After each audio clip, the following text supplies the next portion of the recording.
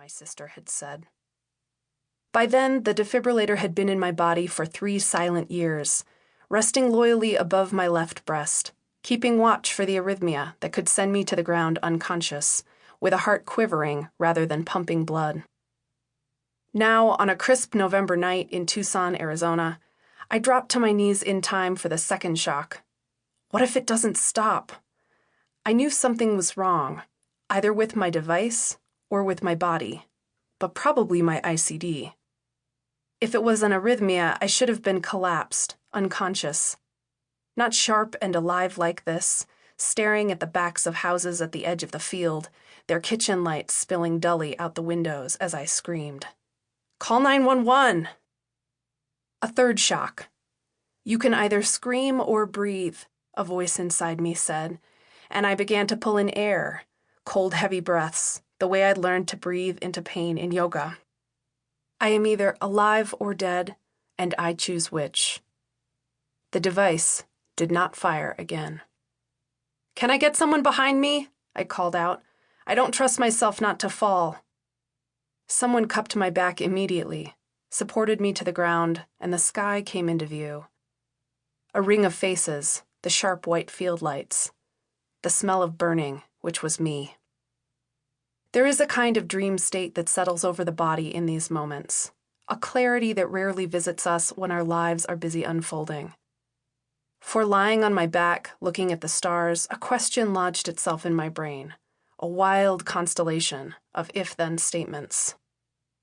If the defibrillator just saved my life, if a defibrillator is just metal, if metal is mined earth, if children sometimes work in mines, if tunnels collapse, if warlords profit, if women are raped, if mountains are dismantled and made toxic, if mined earth just saved my life, was it worth it? The thin branched burns that uncoil from the heads and necks of lightning strike victims are sometimes called lightning flowers. Fern-like, following the patterns of rain or sweat, they are rose-colored lightning bolts frozen onto the body, as beautiful as they are terrible. I will never know what my insides looked like after 2,000 volts, if my tissue erupted into lightning flowers of the body cavity, a sudden bloom. What I do know is that the night I took 3 shocks to the heart, I was marked, called into the world in a way I could not turn away from. What can save us, I would learn, never comes without cost. Some people say lightning strikes cure blindness. This is my version.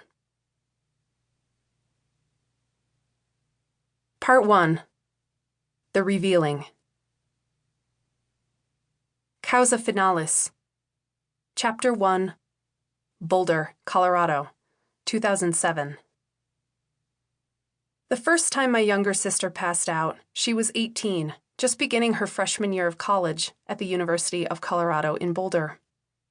One hungover morning in her dorm room in the fall of 2007, her phone rang, and she muted the call.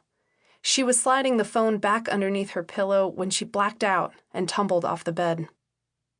When she woke, everything was blurry, dreamlike, her fan loud and big as a train.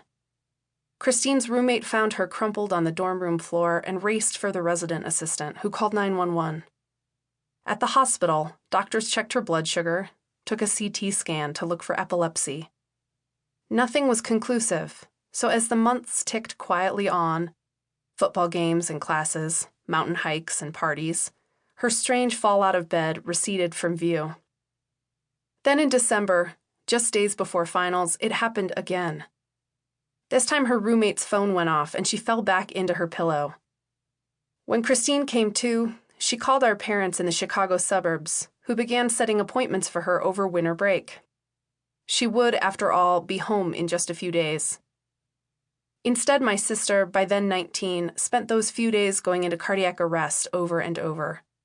First in the campus health center, then in the hospital, where a nurse noticed an abnormality in her heartbeat that pointed toward a dangerous genetic condition. The first time my parents received a call from a cardiologist named Dr. Samir Oza at Boulder Community Hospital, he told them he could not release their daughter until she had a cardioverter defibrillator implanted. Christine had a rare arrhythmia, he told them, one that seemed to be activating cardiac arrest.